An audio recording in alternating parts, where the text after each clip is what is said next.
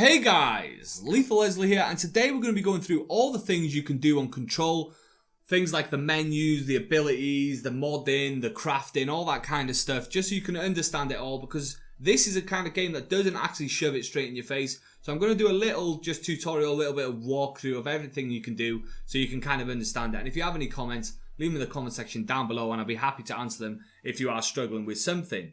With that being said, let's get straight into it now, and what I'm going to start with is the touchpad on the PlayStation, which obviously brings up your weapon forms or your weapon mods and your personal mods. So basically, as you can see, I've got two here myself. You can actually carry two. It's actually the same weapon all the time. You only have one weapon, but it's kind of a different weapon really, isn't it? Let's be honest, but it's just a different mod of the same elements that change into a different shape for you. So you don't actually carry more than one weapon.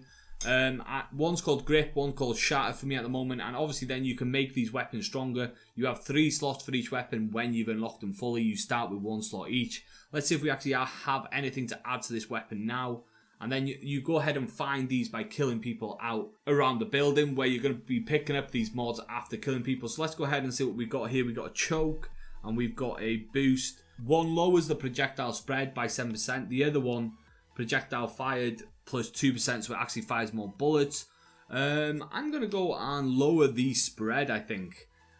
So that's the 2 guns I've got so far in the game. You can actually craft more, which I'll show you very soon. Then below that you have your personal mods. As you can see, there are levels on these. This one is a level 3, so this one gives me 25% extra health. The rest of these are level 1. So if you do end up having more than you need and you think, I'm never going to need this, do notice there is a deconstruct button there. So you can actually get parts for them by deconstructing them. So that's an extra 50 parts for me right there by deconstructing that.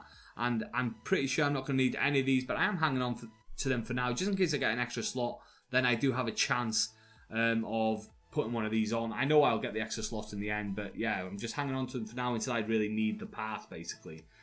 So that's basically it for your loadout. Next up you have your assets, and these are basically crafting materials more than anything else. Clearance is for what you can craft. There are certain things you can't make yet because your clearance level isn't there, and you go ahead and you find these cards around, and then your clearance level goes up. It's a way of the game controlling what you can get to early, of course. So they're like, no, you can't have that yet, and they know you won't be able to get the clearance level for it until they decide during the game, which is fine. You don't want the best guns right at the start of any game, really. And these are basically your crafting parts. You do find these in the chests around the building, and also by killing people, and they will drop these kind of things. Next up you have your missions. Mission briefing is your actual missions at the time that you actually currently can do. Obviously you have your completed missions below that, and then your board countermeasures are basically the side missions in the game, which currently I do not have any of them active. At the end you have your collectibles, which is not your really collectibles in my opinion, it's more the library. If you like to do a lot of reading, you can come here, and there is a lot of reading material in this game. A lot more than I'm interested in reading. I'm sure you'd find some very interesting stuff in there if you were to read it, but it's not my cup of tea at all. So basically these are your collectibles. Same goes for the multimedia here. Now these are just tapes that you find and play. I'm sure you've seen these around. And then these are just your little scenes. If you click on one, it does have a scene, a bit of dialogue. And that's all there is to the collectibles really. Nothing too important there, unless you're really interested in collecting everything, which I don't know where everything is anyway. Next up I'm going to go to one of these squares, which is a fast travel area, and there's a lot of stuff in these areas that you need to do and upgrade as you're playing the game. So let's get stuck into it now. And at the top you have your fast travel, which is very self-explanatory. I'm sure most people know what fast travel is. You can go to different areas, and I'm sure if they put the whole map next to each other on one screen, this would be actually a huge map for this game. So it's actually a lot bigger than what it first looks. But yeah, the fast travel is very self-explanatory. Click on where you want to go, no problems. Then you have your abilities, and these are the things you upgrade. Basically skill points, like most other games do have these now, especially single players. And they obviously cost more as you go. You can see the first one cost 1. Well, you can't see, but it actually did cost 1. All these cost 1. And then they have different prices as they go forward. You can see these are going to cost 3 skill points a piece. And this one at the end is going to cost 2, and it'll just progress like that, and they'll cost more, and you'll get better and stronger as the game goes on. Always a great way to progress, and you get to choose the way you progress as well, of course. Now we're on to something a little bit more interesting, is the Astral Construct. Although the skill points are very interesting as well. And then you got your weapon forms and your mods. So let's start with the weapon forms, and as you can see I've only got 1 here at the moment, and I can't actually make it because I still need to collect 10,000 parts.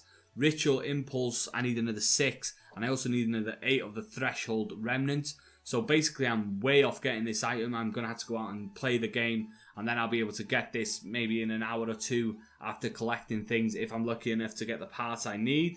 And basically that's like a new weapon. It's not actually a new weapon, but it is like a new weapon. You don't really get a new weapon because it's just changing the weapon you have, but it'll do something totally different. Some are like a shotgun, some are like a machine gun. So at the end of the day, it's a new weapon, so it's pretty cool. This is where you come to construct them though. So you're not going to find any new weapons out there. You need to come here, collect these parts, and make your new weapons. And then this is where you mod stuff up for them. It's like the crafting center. You use your parts here.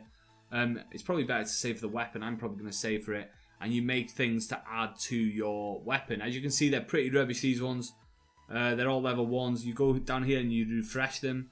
And it costs 1,000, so that's the first time I've refreshed it. I didn't know what it was going to do, but there you go. Now you know it costs 1,000 to refresh them, and in my opinion, they're not very good because they're still level 1. Level 1 mods are not that good really, but at the end of the day, I'll have to go and kill a few more people to get my parts back up. You can actually find a lot of really cool mods out in the open world anyway. Next up we have the board Countermeasures, and this part is the side missions. Now if you want to do side missions, you have to come here and you have to accept them. Now you get some good rewards for doing this kind of stuff. You can see at the start these are only level 1 rewards, but some of them are actually decent rewards as the game goes on. So you want to be checking your side missions. Personally, I'm going to do the side missions just out of pure enjoyment for things like side missions in games. It's something I actually really enjoy. So this is where you come and activate them. You do not have to do any side missions at all if you don't want to, which is quite a nice touch to the game, I guess, if that's the way you want to go ahead and play it. You like to just play through. They're not in your face begging you to do them on the side of the road like you do get in a lot of side missions in games, but these ones are here available to do, and this is where you come to activate them if you want to do them. And then you have your outfits, obviously. So I'll show you the 3 outfits, why not? Just because I'm here and they are available to show you. This is probably my favourite outfit, the one I'm using on my main playthrough, and this is a pretty nice looking outfit as well. So if you do want to change your outfit, you do have that option as well. And now that we're dressed as some crazy superhero, I think that's going to be about it for this one, guys. I think we've covered everything you need to know on the game when it comes to the menus, the crafting and all that kind of stuff. But if there is something you don't know, maybe I can help you out. If you leave a comment in the comment section down below, I will reply to you because I do reply to every comment, and try and give you the best help I can if you're stuck on something, guys. And I'm going to leave the video there. If you like the video, subscribe if you want to see more. Thanks for watching as always, and take it easy.